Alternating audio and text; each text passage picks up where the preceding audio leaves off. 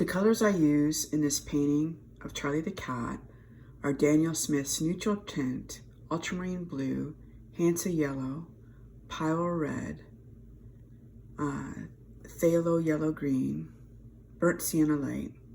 I'm not sure what that tube is right now. And I also use Winsor Newton Ivory Black, Payne's Gray, Designer's Gouache Permanent White, and Davies Gray. For the Phthalo Yellow Green, I have a set of Daniel Smith's watercolor sheets, and this is the Phthalo Green. So I just want to talk about this sheet set for a second. These are nice to have because a little bit of paint goes a long way, and the color that I needed in the painting was this, and I wasn't sure how I was going to make it, so I just referred to these sheets and pop, the color was there. And so they have like a lot of different colors, which is nice. A lot of artists use red, like the primary colors, to mix the colors, but I just find these are nice because it just gives you a little pop of brightness that's hard to imitate. And I think you can purchase these on Amazon. I'm not trying to promote products or anything. I'm just saying here's another option. But I did get it for a gift from my husband, and I think he purchased it on Amazon. So if you're looking for something, and that's I just wanted to go over the materials, the paints. And if you notice, another side topic is this this burnt umber is a dried out tube that I just split open and add a little water to use. The rest are newer tubes, newish. I've had them for a couple years, but this one's like probably 30 years old, but I still use it. I just add a little water and poof, comes back to life. That's my little chat about paints. Here's the color photo of Charlie the Cat, and I just want to review his face, the direction of his fur, the reflection in his eyes, and those big lustrous whiskers. So if we look at the fur above his eyes, the direction is to the right. On the bridge of his nose, it's going up towards the temple, or the top of his head, sorry. On the left-hand side, it's going up. Above his left eye, it's going towards his left ear. Underneath his eye, it's going towards his left cheek. And then under his eye, it's going more directly left. By following the formation of the fur with your paint strokes, you will give form to the kitty's face. To the right, it's down. The chin is definitely down. And then this part underneath his nose goes slightly curved to the right and down. So you just gotta play with your brush strokes in there. And for the eyes, you really wanna accentuate the eyes by darkening the dark parts, the darkest. How many times can you use dark in one sentence? I think I just did it. But you also got to pay attention to the highlights. This is actually a reflection of a blue grocery bag that is not too far from his face. But you want to catch that because that actually gives him the essence of what he's looking at. It helps. If you gave it a solid black, it would be like a death stare. So you want to include the highlights in his eyes because it gives it depth. And a little bit of a lid up there. And the white highlight right there. And then inside the corner of his eye as well. And for this painting, I actually do use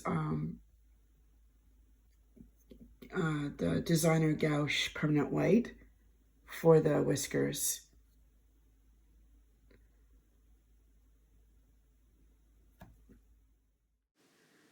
We're going to start with the handle of the shopping bag with a watery layer of Payne's Gray.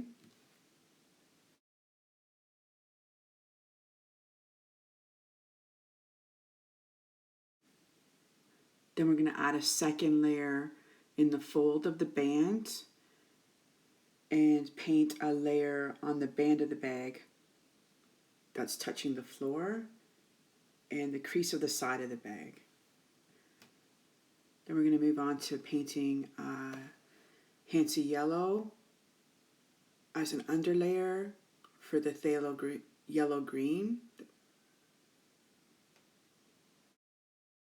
For the shadow under the cat's cheek, that's another layer of ultramarine blue. And then we're going to paint the inside of the lighter color of the bag on the floor, the shadow of the band, and just make some markings on the shopping bag on the outside to show the wrinkles and creases. In the photo, it's not exactly clear, so you just do the suggestion of what's happening on that bag. Then we want to darken up the handles. And we're moving on to the wall. Just give one coat of paint. I'm painting my walls again, only it's in a picture. I'm taking the handles to the darkest point, just so I have a reference when I start painting the cat. I'm going to start with the lighter shades on the cat and then move my way to the darkest. So this gives us a focal point of how to where to take our values of each color.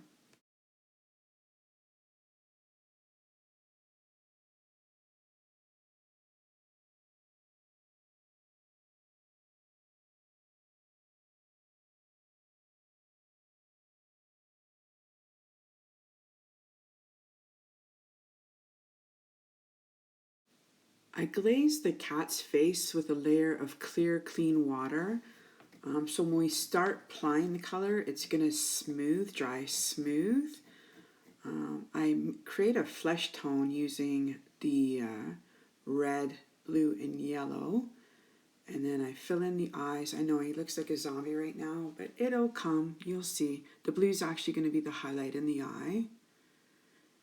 Everything's a smooth layer right now. It's an underlay painting. And then from there, I'm going to move on to the darkest part of the eyes by filling in each layer.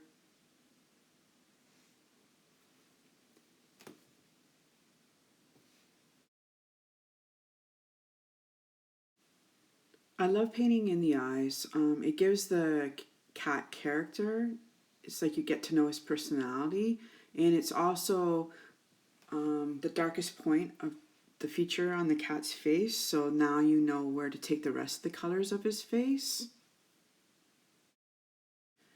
The first coat of paint that we put on the cat's face is now dry, so we're going to work on the fur. We're going to paint in the direction and the forms on the face that we discussed in the beginning of the video.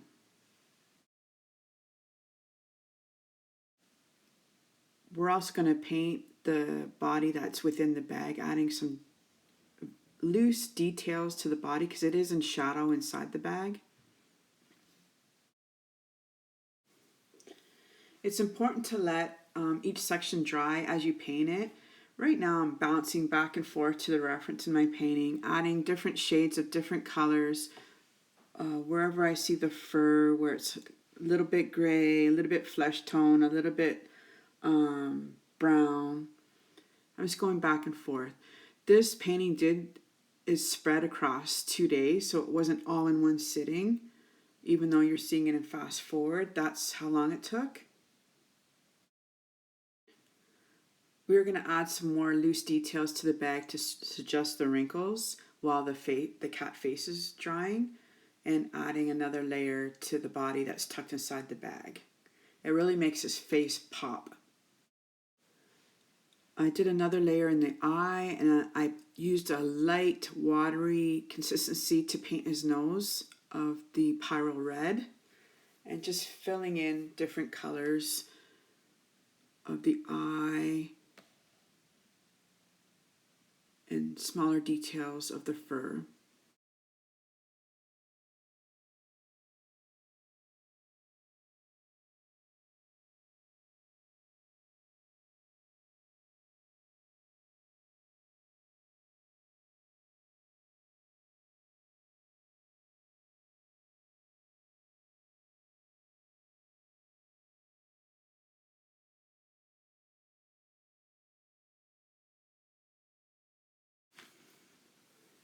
I make a watery consistency of a flesh tone that sits on top of the fur that I've already painted because I realize it's too faded. But it's very important that the under layer is dry so it doesn't run and get mucky, and it'll just sit on top.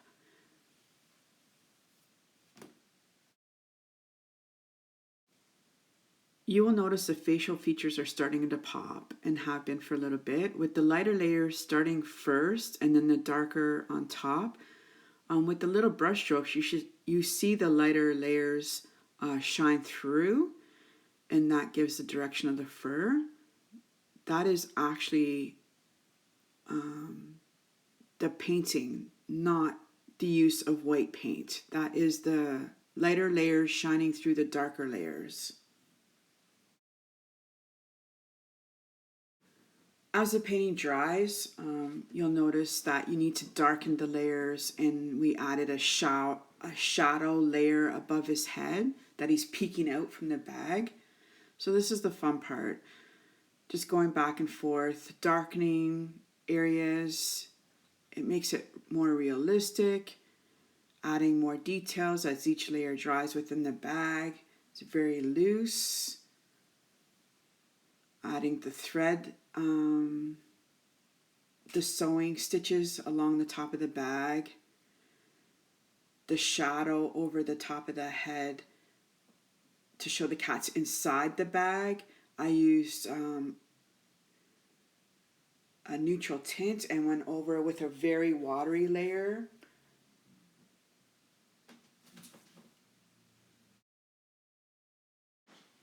This is the moment we've been waiting for. We used the designer gouache permanent white to add the whiskers. And now his face pops. I love it. That's almost my favorite part. Now he's like officially in a cat. With the white whiskers now, I'm just popping around, adding some further details that I notice just to finalize the painting. Now this is the time to remove the tape.